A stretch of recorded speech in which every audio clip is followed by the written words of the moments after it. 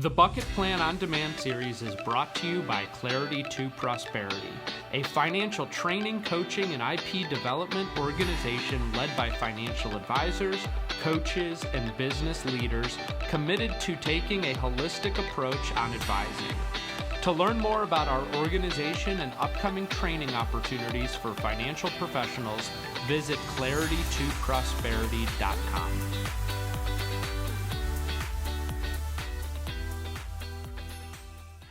Hello, everyone, and welcome to the Bucket Plan On Demand. This webinar is on designing your client's bucket plan.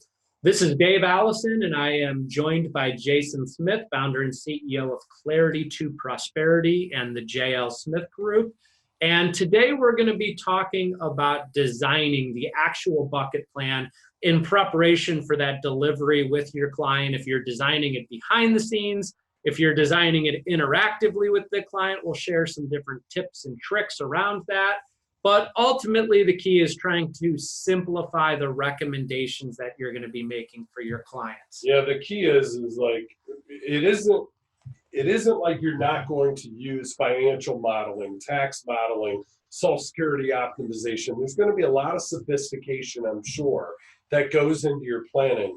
What this bucket plan designed, putting in front of the client as the end deliverable does, shows them exactly where their assets are going to go and why they're going to be there. And that's the beauty of the simplicity of it, is some people need you to back up the dump truck of data. They're going to want to see all the modeling, all the projections, everything else, Monte Carlo and everything else. But other people just simply want you to show them where you're going to put their money. And that's what these three buckets do. And they explain why you're going to put it in the three buckets. So we've really broken kind of implementation into some phases. And these phases come about from the fact that we've had the great opportunity to train thousands of advisors on this process and hear feedback of how they've gone back and implemented. And so one day we were kind of sitting around talking and thinking about the best way that advisors kind of take this information and start implementing it in their business. And we kind of broke it into these four quadrants or four areas of implementation. The first one is using the bucket plan visual to make your recommendations. It's kind of what you're talking about, right? You could do all the great analysis behind the scenes, but then package your recommendations within the three simple buckets. The second is, once you've really mastered packaging your recommendations, you move to a little bit more data gathering and sophistication of how you're designing each of the bucket. And really kind of one of the biggest challenges is, how do you fund the soon bucket, especially for somebody that is approaching retirement or already in retirement. And so maybe you start to identify your client's income gap or cash flow assessment to fund the soon bucket. Which is a little bit more sophisticated way of doing what a lot of advisors do. They just ask the client, what's your number? How much do you need to draw? Well, by actually digging a little deeper, seeing if there's a Social Security optimization opportunity, factoring in healthcare costs or possibly Medicare, costs that you're going to have to build a bridge. Or even when I say build a bridge, it's filling the gap, because healthcare can be a lot more expensive before you go on Medicare, or the tax liability, the income tax liability. See, a lot of advisors aren't looking at all that stuff. They're just saying to the client, hey, how much do you want to pull off your liquid investable assets, right? So in this, what we're doing is getting a little bit more sophisticated by doing a cash flow assessment to factor in those additional components. Absolutely. And then kind of the third component we see advisors go through is they, once they've made their recommendations in the bucket plan, they start kind of getting a little bit deeper into some of the data behind the cash flow within the soon bucket and some kind of optimal strategies, like Jason said, Social Security optimization or tax planning strategies. Then they start aligning their recommendations to the client's volatility tolerance of each bucket. So measuring the amount of volatility the client wants to take in the soon bucket, and then separately measuring the amount of volatility the client wants to accept in their later bucket. And then last but not least, starting to provide advanced holistic planning solutions within the bucket plan. This could be advanced solutions around legacy planning or tax planning or charitable giving or on and on and on of all the great things that we can help clients with, but then packaging those recommendations within the bucket plan philosophy. So this is a little bit of the evolution. We're seeing people that use the philosophy first, which is the top in orange, just to package the recommendations. Secondly, they start evolving where they start digging in a little bit deeper, doing Social Security optimization, factoring taxes, etc. And then thirdly, now you start doing a risk assessment. We call it our volatility tolerance analysis to score the bucket separately. Now, you don't have to score the now bucket. That's money in the bank, but score the soon and the later bucket separately. And then lastly, as Dave mentioned, now we're getting more sophisticated Roth conversion planning and other things for advanced planning concepts. So let's kind of take a look at these one at a time and show some examples of this. So, when we talk about using the bucket plan visual to make recommendations, in its simplest form, here's basically what you're doing. In your now bucket, you're providing your cash solutions, right? The money in the bank, the liquidity.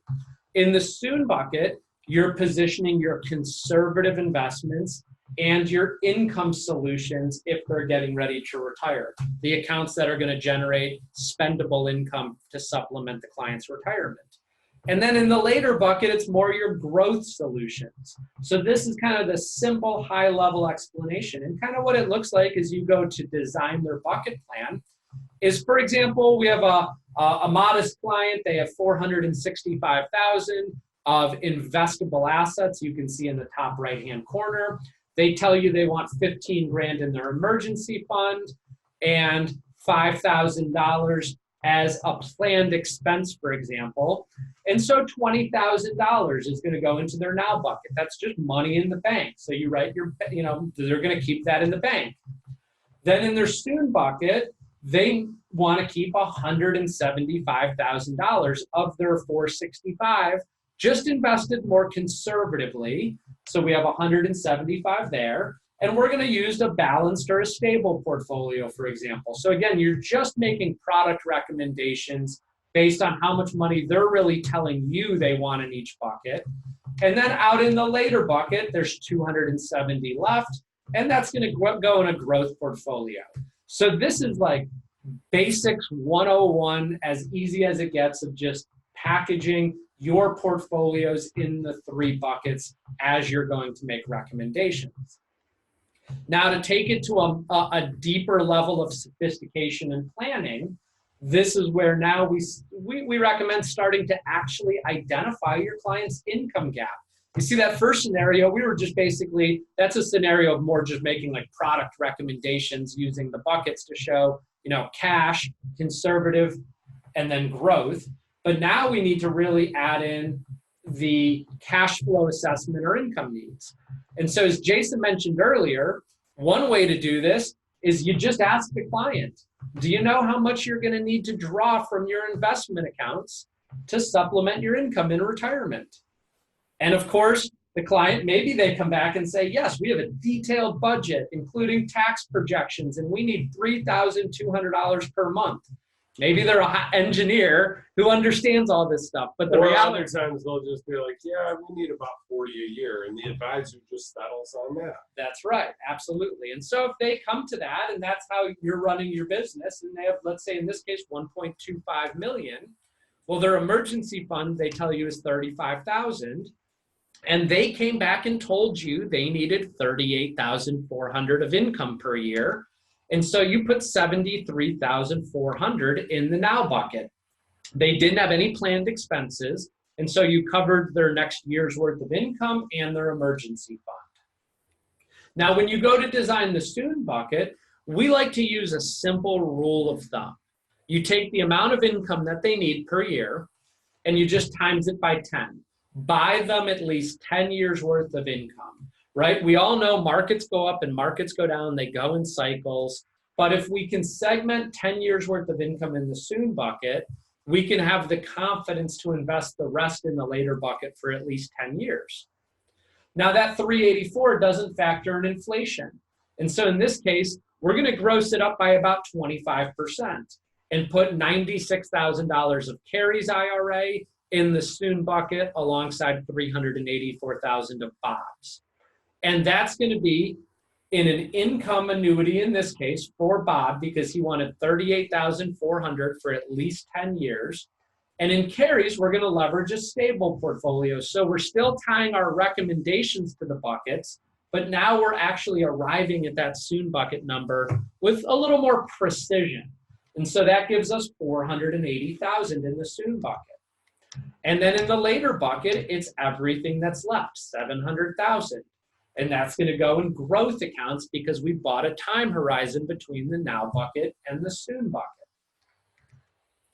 Another potential example is if you even want to get a little bit more strategic and precise about how to determine how much you need to fund the soon bucket, you can use a tool we created called the income gap assessment. So the reality of it is, Jason, I mean, how many of your clients come in and tell you they know to a T with Social Security optimization and tax planning exactly how much monthly or annual income they need? Yeah, they don't. don't. But at the end of the day, but what this form does, and we're not going to teach this form and go into the detail, but if you look at the green on the bottom, you're going to insert the total of all the new income or decreased expenses. And then you're going to, in the red, you're going to insert the total of any income lost or increased expenses. And when those two offset each other, you're going to come up with an annual income gap or excess cash flow. So it's a quick and easy way to come to the number. And ultimately, that's what we're using to help build that soon bucket is that number. Yeah, and we did a webinar on this and a podcast actually on this very tool where we go in deeper on how to do Social Security optimization and tax planning within there. But again, it's a great tool to be able to go and quickly get to that number. And here's an example of what Jason shared. So in summary, they're going to gain 85,944. They're going to lose 111,000. If you offset those, like Jason mentioned, they have a $25,340 income gap. So that gives us the basis now to go to their soon bucket. And in this case, again, they needed 35,000 in their emergency fund. They had a planned expense of 15 grand to buy a car. But remember, if I go back to the income gap, 25,340, we times that by 10, that gives us 253,400 as funding the income in the soon bucket. And then we want to account for the inflation hedge. We use that same 25% kind of rule that we shared earlier. But in this case, when we did the income gap assessment, we also determined that it was going to make sense for one of the two clients, in this case, Brian, to defer Social Security till age 70.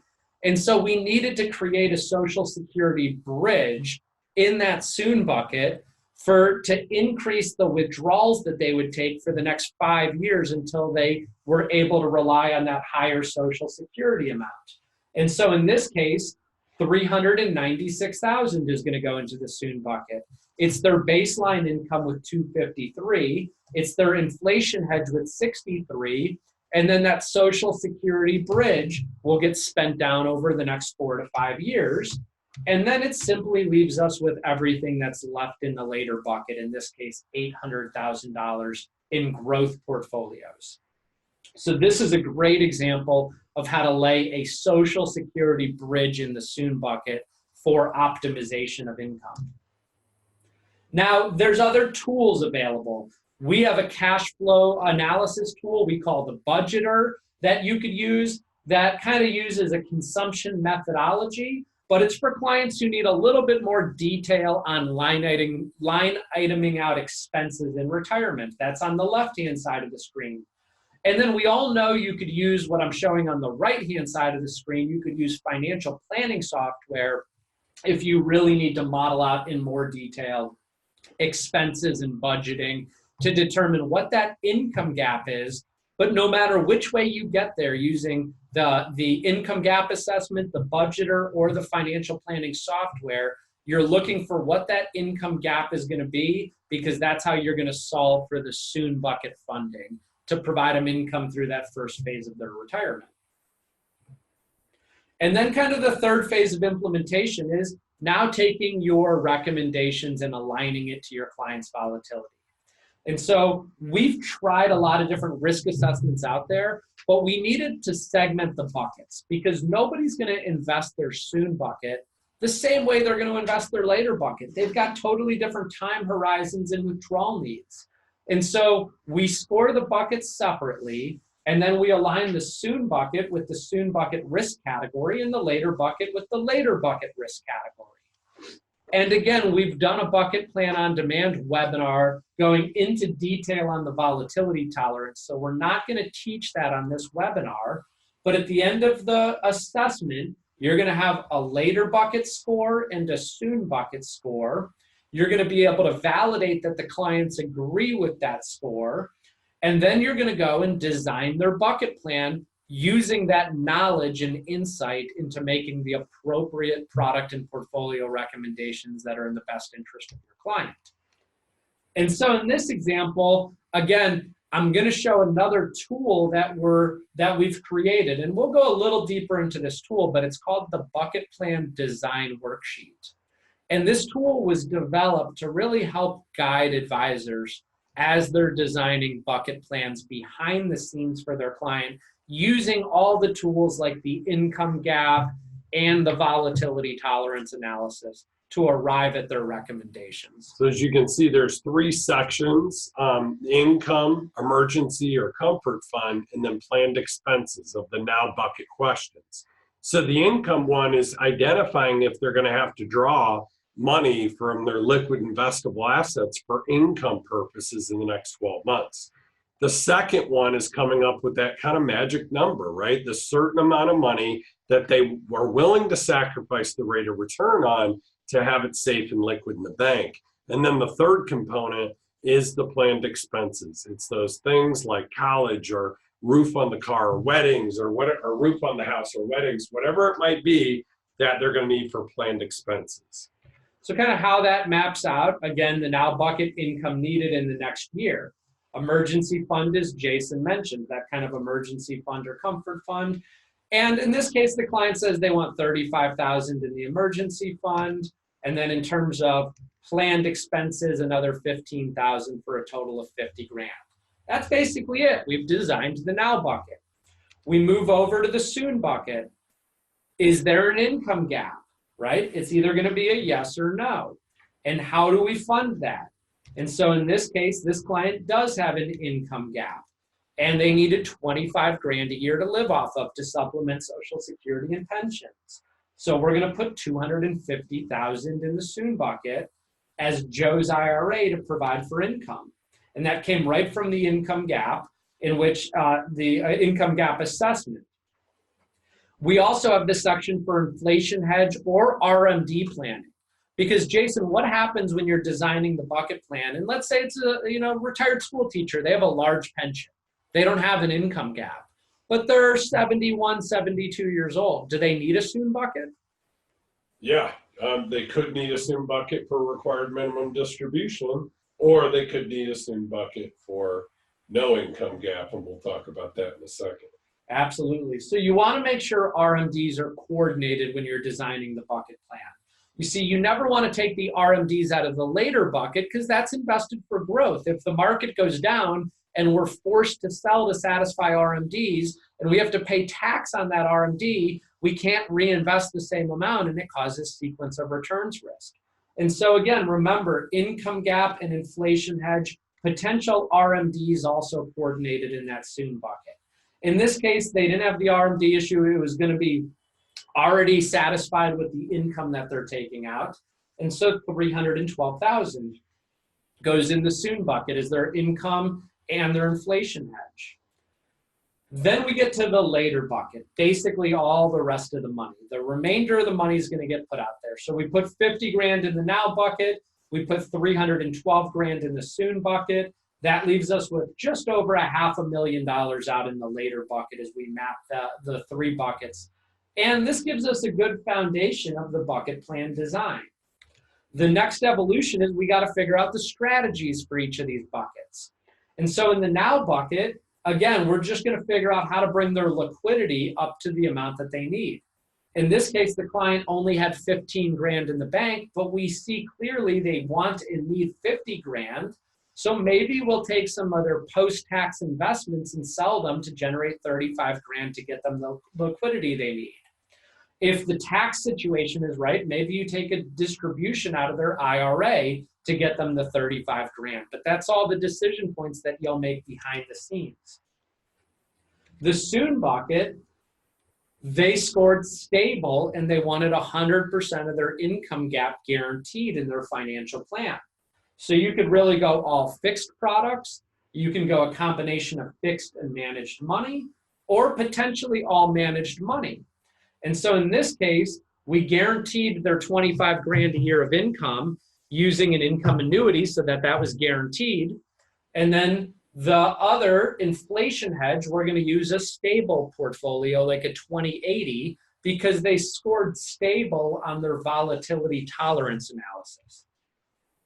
And then in the later bucket, you can see below they scored growth on their volatility tolerance analysis. And so in this case, we're going to leverage all growth portfolios out in the later bucket to really meet their investment objectives and needs.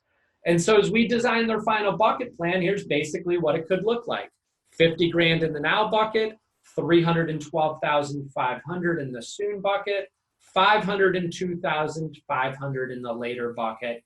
And you can see the product and portfolio recommendations. Of course, you would put the specific products and portfolios that you're going to utilize in here. We use generic examples in this case to design and have a really nice, simple, easy to understand deliverable for the client to move forward. And of course, this doesn't factor in if there's a long-term care planning or life insurance for inheritance, in that version that we were just showing. Absolutely. And that kind of gets us into that fourth transition of implementation. When you're ready to start layering in other advanced topics, it could be advanced tax planning like Roth conversions. It could be legacy planning or wealth transfer or healthcare planning like leveraging asset-based long-term care or life insurance solutions in the later bucket. And just to be clear, this is not a sequential process. What we're explaining to you is the evolution of what a lot of advisors do. Some just start using the philosophy first.